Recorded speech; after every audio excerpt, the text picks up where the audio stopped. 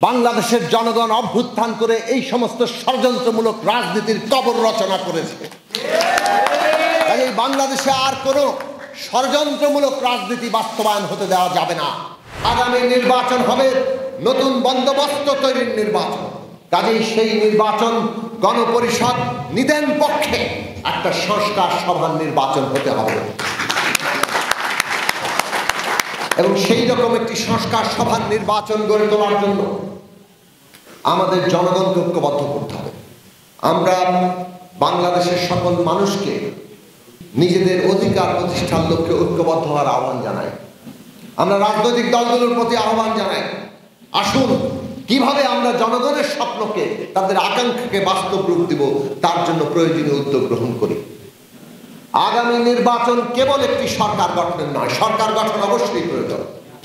আগামী নির্বাচনের প্রধান দিক হচ্ছে বাংলাদেশের গণতান্ত্রিক রূপান্তর ঘটানোর জন্য এই নির্বাচন হবে।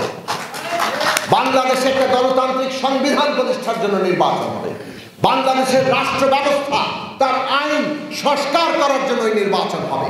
কাজেই ওই নির্বাচন যদি সুনির্দিষ্টভাবে ওই সংস্কার সভা নির্বাচন না হয়, তাহলে জনগণের কাছে এই ভরসা আসবে না যে এইটা কি ধরনের নির্বাচন হচ্ছে।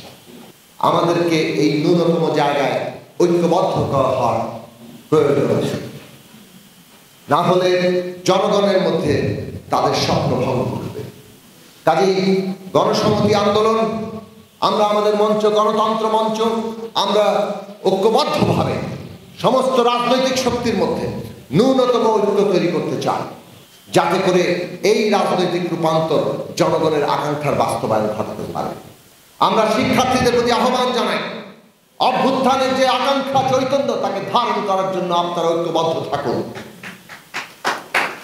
এবং আগামী পুরো নির্বাচন প্রক্রিয়ায় এই আকাঙ্ক্ষা যাতে বাস্তবায়িত হয় তার জন্য সংগ্রাম অব্যাহত রাখুন। অন্তর্বর্তী সরকারকে আমরা আহ্বান জানাই, আপনাদের কাজ এই সমস্ত প্রক্রিয়াকে এগিয়ে নিয়ে যাওয়া, তাকে সর্বাত্মকভাবে সহযোগিতা করা। এমন কোনো ধারণা তৈরি যাতে না হয়, এমন কোনো অবস্থা যাতে তৈরি না হয় যাতে রাজনৈতিক প্রক্রিয়ার মধ্যে সন্দেহ সৃষ্টি হয়। রাজনৈতিক প্রক্রিয়ায় সন্দেহ সৃষ্টি হলে, বিভাজন সৃষ্টি হলে আমাদের এই অভ্যুত্থান বিপর্যয়ের মুখে পড়তে পারে। কাজেই রাজনৈতিক শক্তি সমূহের মধ্যে ঐক্য ধরে রাখা, আস্থা ধরে রাখা, সেটা অন্তর্বর্তী সরকারের অত্যন্ত গুরুত্বপূর্ণ কাজ। কাউকে রাজনৈতিক প্রক্রিয়া থেকে বাদ দেওয়া, এই ধরনের যে ইতিহাস বাংলাদেশে আছে, বাংলাদেশের জনগণ অভ্যুত্থান করে এই সমস্ত ষড়যন্ত্রমূলক রাজনীতির কবর রচনা করেছে। কাজেই বাংলাদেশে আর কোনো ষড়যন্ত্রমূলক রাজনীতি বাস্তবায়ন হতে দেওয়া যাবে না। অন্তর্বর্তী সরকারকে সমস্ত শক্তির মধ্যে এই জায়গা নিশ্চিত করতে হবে, এই আস্থা তৈরি করতে হবে যে বাংলাদেশে গণতান্ত্রিক রাজনৈতিক প্রক্রিয়া এগিয়ে যাবে এবং সেটা সকলকে নিয়ে এগিয়ে যাবে। সকলের ঐক্যমত্যের ভিত্তিতে, ন্যূনতম জাতীয় ঐক্যমত্যের ভিত্তিতে বাংলাদেশে আগামী নতুন রাজনৈতিক বন্দোবস্ত প্রতিষ্ঠা হবে।